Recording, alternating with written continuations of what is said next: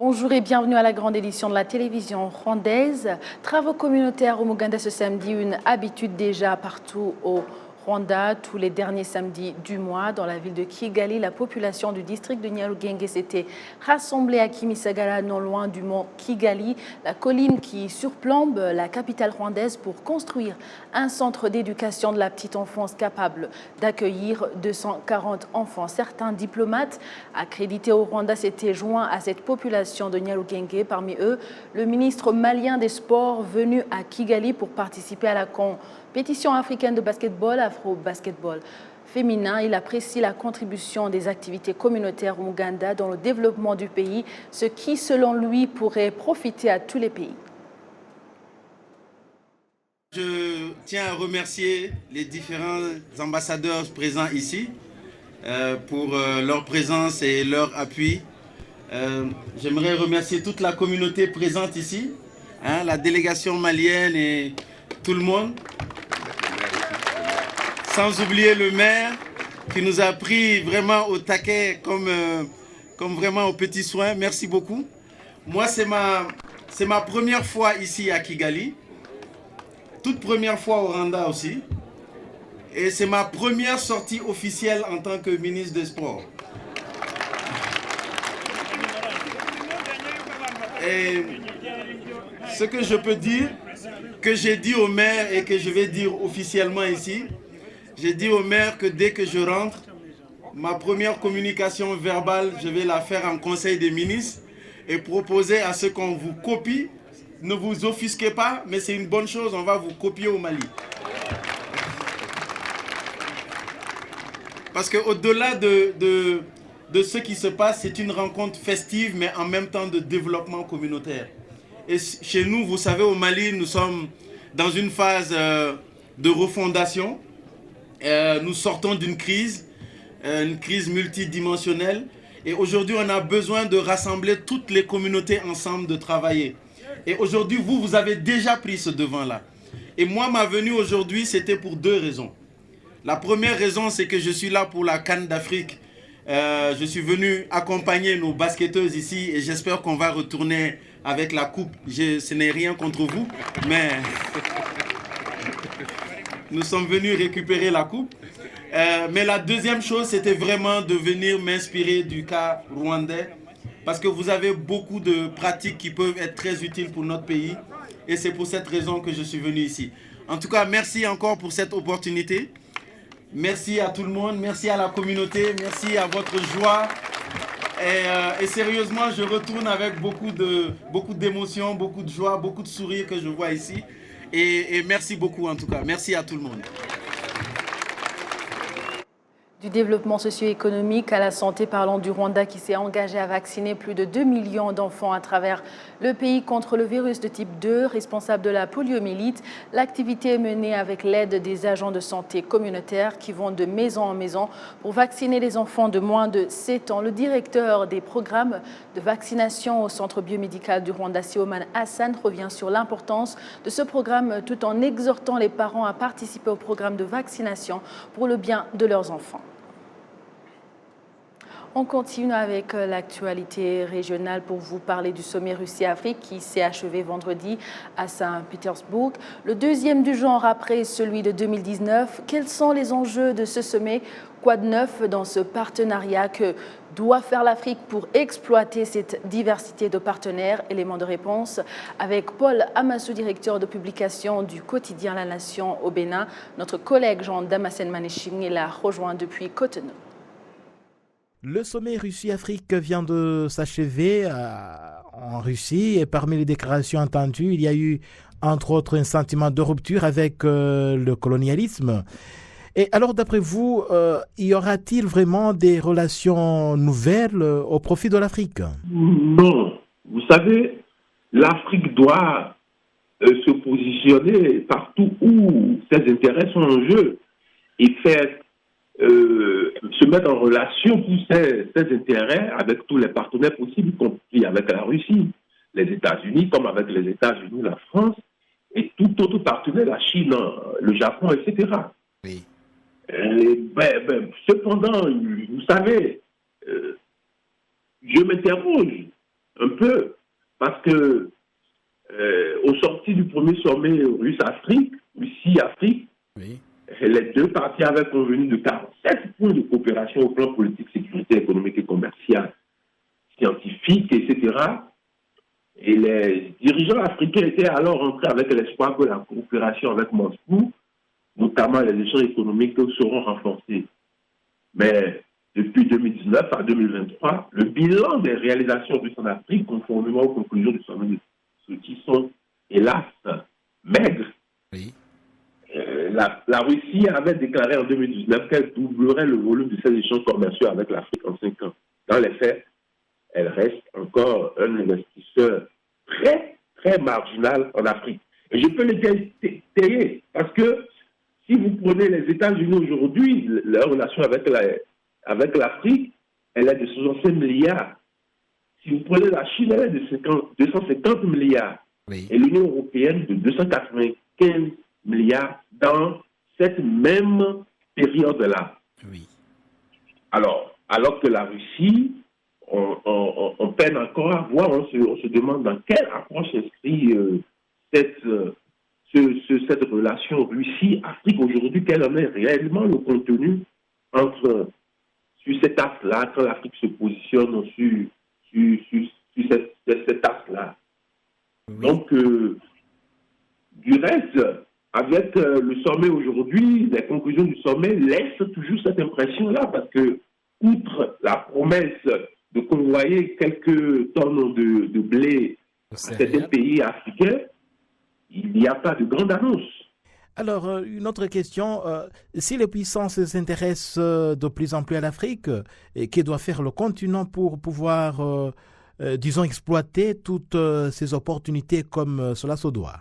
Il ne faut pas, si aujourd'hui certains pays jugent opportun de prendre la tâche, d'embrasser la Russie ou tout autre partenaire en alternativement aux partenaires historiques, pourquoi pas? Parce que les relations internationales ne se basent pas sur les sentiments, mais sur les intérêts. Oui. Mais ce faisant, dans cette démarche, les pays africains doivent savoir que est-ce que pour autant il y a intérêt et quels sont ces intérêts-là dans cet axe Russie-Afrique. Et pour terminer, Paul, vous avez suivi le discours du capitaine Ibrahim Traoré du Burkina Faso. Il est revenu surtout sur l'Afrique, le continent le plus pauvre, le plus affamé, et ce malgré les atouts de développement. Un mot sur ce discours du capitaine Traoré. Bon, je suis partagé. D'abord, sur le fond, le constat, il est vrai, ce constat. À savoir, et vous partagerez la même préoccupation. Oui.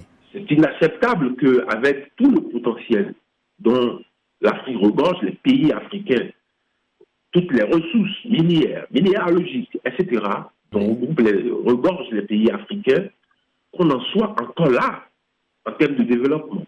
Et que le capital humain dans nos pays ne soit pas épanoui. Que les infrastructures de base, avant même de base en termes de santé, d'éducation, soient encore problématiques dans nos pays. Sur le constat, oui, il est vrai, et n'est plus forcément. D'ailleurs, du reste, l'aide au développement est devenue aujourd'hui accessoire. Oui. Il faut trouver des moyens innovants de financement, à commencer par la mobilisation intérieure de ressources. En tout cas, merci beaucoup Paul Amoussou. Je rappelle que vous êtes directeur de publication La Nation, c'est le premier quotidien du Bénin. Et merci beaucoup d'avoir répondu à cette invitation de la TV rwandaise. Merci, ce fut un plaisir pour moi. Comme je vous le disais, le Rwanda s'est engagé à vacciner plus de 2 millions d'enfants à travers le pays contre le virus de type 2, responsable de la poliomyélite. L'activité est menée avec l'aide des agents de santé communautaires qui vont de maison en maison pour vacciner les enfants de moins de 7 ans. Le directeur des programmes de vaccination au centre biomédical du Rwanda, Siomane Hassan, revient sur l'importance de ce programme tout en exhortant les parents à participer au programme de vaccination pour le bien-être de leurs enfants. Depuis le mois d'avril 2016, on a changé le vaccin qu'on utilisait dans la vaccination de routine contre la polio. On utilisait le vaccin qu'on appelle trivalent, donc, qui contenait donc, 3 types de virus qu'on vaccinait. Et on a changé pour utiliser le vaccin qu'on appelle bivalent. Donc il y a des souches de virus qu'on vaccine contre la polio. Dire que le vaccin que nous sommes en train d'utiliser pour cette campagne de vaccination, donc c'est un vaccin monovalent qui contient seulement souche 2. En fait, pourquoi on avait changé le vaccin en 2016, c'était une recommandation globale venant de l'OMS, où tous les pays ont été recommandés donc, de changer le vaccin qu'on utilisait dans la vaccination de routine. En fait, c'est très important donc, d'expliquer aux parents, donc, pour dire que même l'enfant qui a été vacciné aujourd'hui avec la vaccination, le vaccin qu'on utilise dans la vaccination de routine, donc c'est très nécessaire aussi de lui faire vacciner avec le vaccin que nous sommes en train donc, de donner aux enfants dans cette campagne de vaccination.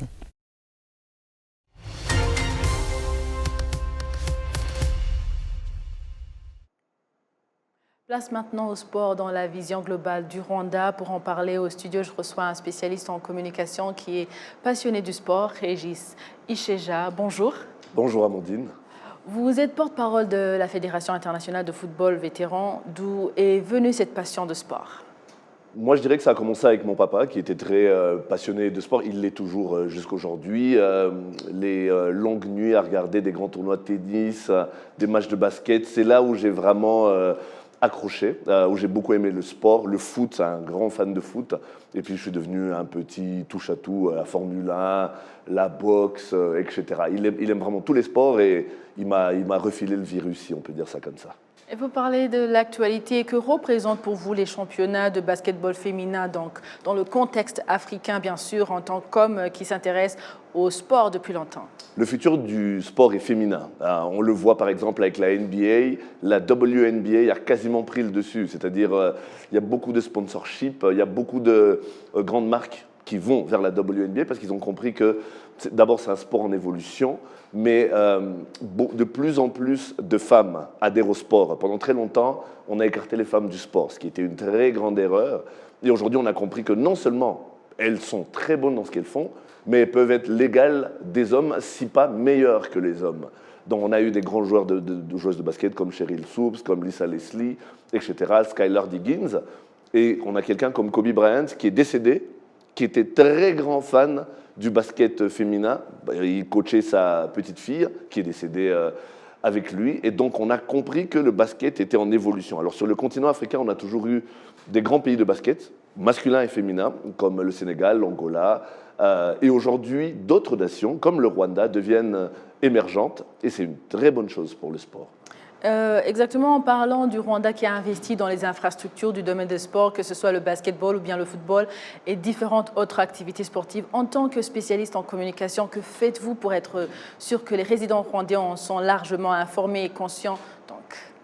Eh ben, c'est très simple. Hein. Par exemple, en venant à la télé comme maintenant, moi je suis porte-parole de VCWC. On est en train de faire une campagne comme en ce moment pour nous assurer qu'il n'y a pas que les gens à Kigali qui sont au courant ou dans les capitales mondiales, africaines et mondiales, mais que c'est un peu partout dans le monde, dans les endroits. On va vraiment dans le fond des pays pour expliquer de quoi il s'agit. Là, par exemple, nous allons faire le tour des universités, des écoles secondaires pour nous assurer que les jeunes aussi comprennent de quoi il s'agit. Alors, par exemple, pour VCWC, là, on est en pleine tournée mondiale.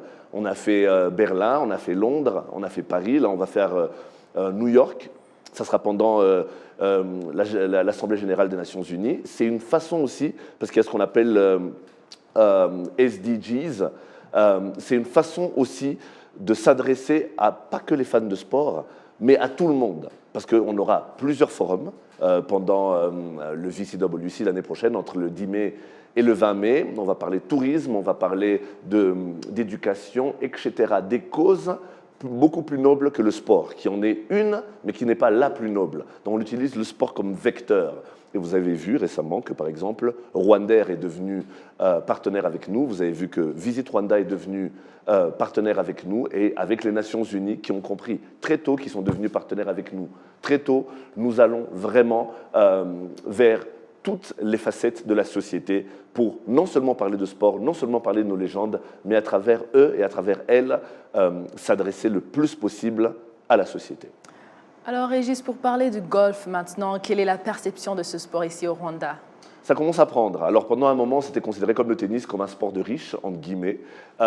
Aujourd'hui, ça a changé. Ça a changé parce que d'abord, il y a eu Tiger Woods, qui était métisse, qui a fait que les gens de couleur noire ont commencé à s'intéresser au golf, dont ici en Afrique et au Rwanda.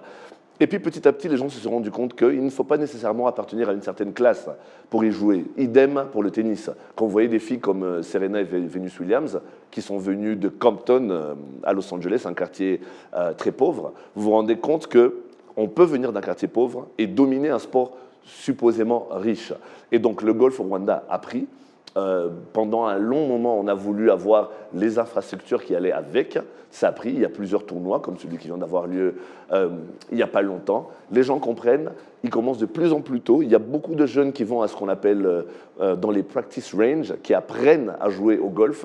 Et c'est devenu un sport qui prend de plus en plus. Et c'est une façon aussi de faire du networking, de rencontrer les gens sur le green, de parler affaires, de faire du réseautage. C'est très important et de plus en plus, les gens s'en rendent compte. Merci beaucoup Régis, le temps nous fait défaut. Je vous remercie pour avoir répondu à notre invitation. Merci Amandine. On revient avec l'actualité internationale dans un instant.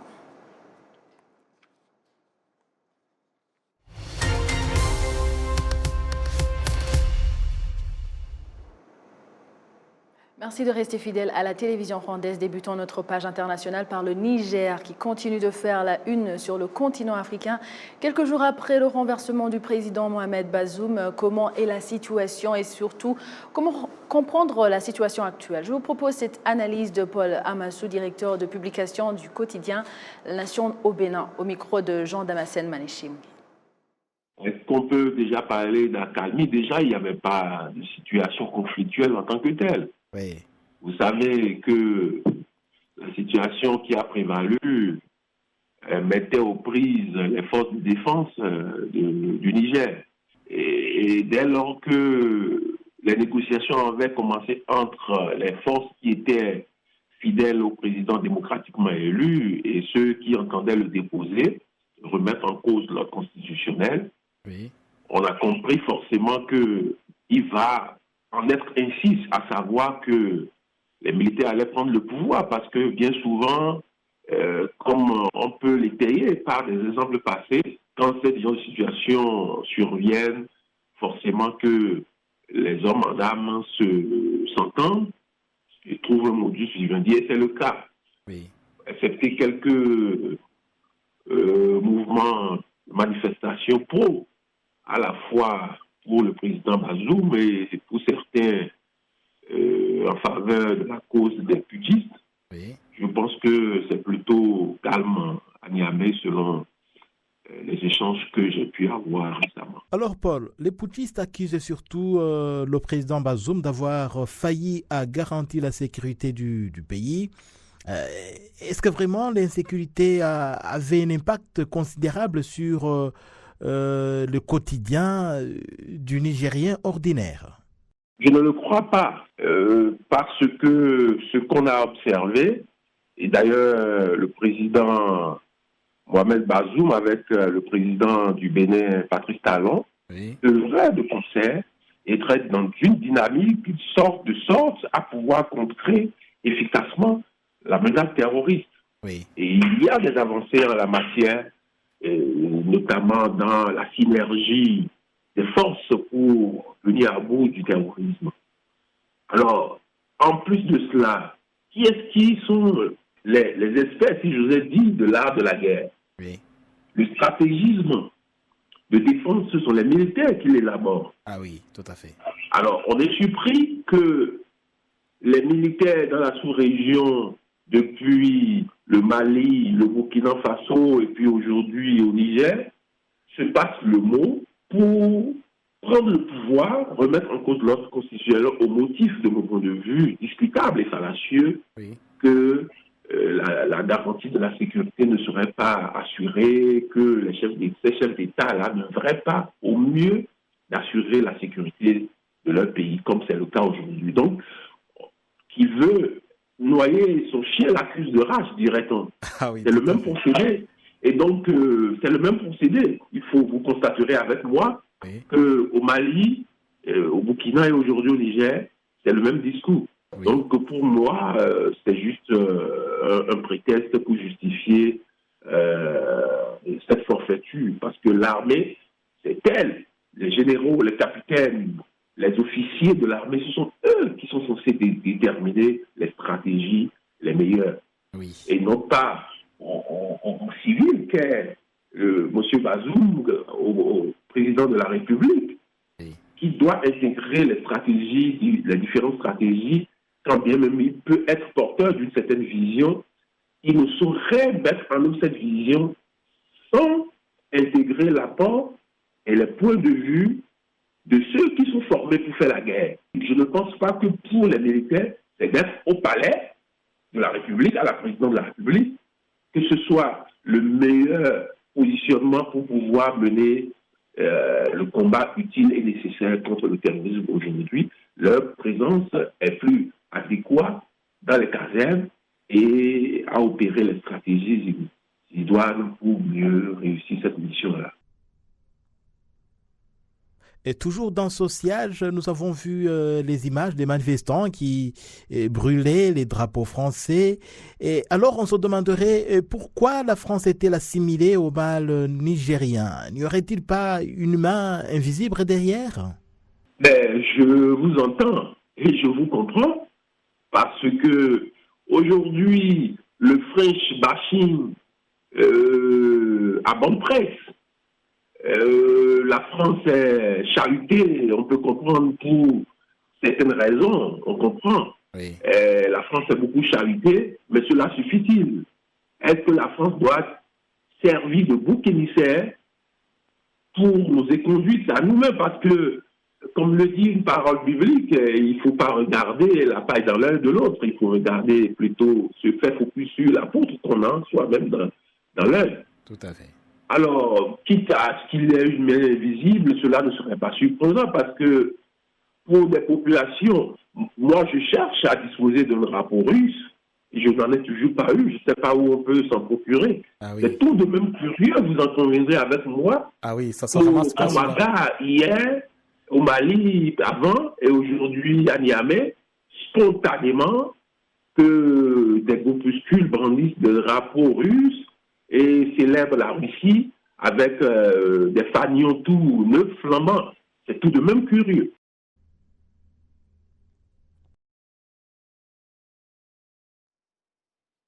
Restons à l'international pour vous parler des représentants du Rwanda, de l'Algérie, de l'Éthiopie, du Cameroun, du Sénégal, de l'Afrique du Sud, de la Tanzanie et du Zimbabwe qui ont présenté des images vivantes de l'Afrique où sont unis en harmonie la nature et l'humanité, l'histoire et la modernité. C'est dans le cadre de la conférence sur la promotion du tourisme en Afrique qui vient de s'achever. Suivant. Le 18 juin. Voici l'Afrique en 2023, la conférence sur la promotion du tourisme en Afrique, organisée par le Bureau des échanges internationaux et de la coopération du ministère chinois de la culture et du tourisme, avec l'assistance de CTG Travel North China Regional Company, s'est tenue au Palais de l'Exposition agricole de Chine, à Beijing. Avec un spectacle unique de tambours africains, la conférence s'est officiellement inaugurée. Des représentants de l'Algérie, de l'Éthiopie, du Cameroun, du Rwanda, du Sénégal, de l'Afrique du Sud, de la Tanzanie et du Zimbabwe ont présenté des images vivantes de l'Afrique où sont unis en harmonie la nature et l'humanité, l'histoire et la modernité. Plus de 30 représentants de l'industrie touristique chinoise ont participé à la conférence et ont découvert de près le charme unique de l'Afrique. Le chef adjoint de l'ambassade d'Éthiopie en Chine, Dawan Okedir, a déclaré que la conférence constituait une plateforme importante pour les échanges et la coopération en matière de tourisme international et qu'elle contribuait à la relance et au développement du tourisme. Le directeur général de l'agence sénégalaise de promotion touristique, Papa Mahawa Diouf, a présenté les ressources touristiques du Sénégal lors de la conférence et a exprimé ses attentes en matière de coopération culturelle et touristique sino-africaine. Nous sommes aussi heureux d'être là, dans ce salon de Beijing, parce que l'objectif c'est de développer le trafic touristique et à travers la culture également, pour que de plus en plus de Chinois viennent découvrir l'expérience du Sénégal au travers de la culture. Nous allons de plus en plus faire connaître le Sénégal auprès du public chinois, ce qui rentre parfaitement dans le développement de la coopération culturelle avec la Chine. La présente réunion constituait une initiative concrète visant à mettre en œuvre l'esprit de la 8e conférence ministérielle du Forum sur la coopération sino-africaine et à remplir les engagements du Forum sur la coopération sino-africaine, plan d'action de Dakar 2022-2024. La réunion de promotion a permis de présenter les riches ressources touristiques de l'Afrique aux touristes chinois et de mettre en place une plateforme permettant à la Chine et à l'Afrique de renforcer les échanges et la coopération dans le domaine du tourisme. Merci à vous tous qui étiez au rendez-vous d'actualité d'aujourd'hui. Avec toute l'équipe qui a réalisé la grande édition, je vous souhaite de passer une excellente suite du programme de la télévision rwandaise. Vous étiez avec Amandine Dikouma-Sabo. À la prochaine et d'ici là, portez-vous bien.